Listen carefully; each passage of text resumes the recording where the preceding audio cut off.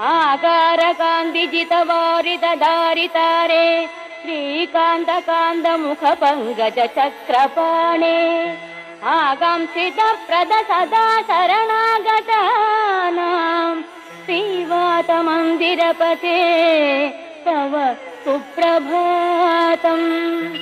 श्रीराजमानसुमनो मकुटाग्ररत्ननीराजिताङ्घ्रियुग भक्तजनैकबन्धो नारायणाच्युत हरे भगवन्मुरारे श्रीवातमन्दिरपते तव सुप्रभातम्। भूलोकवासि जनपुण्यफलेन नृणामालोकनाय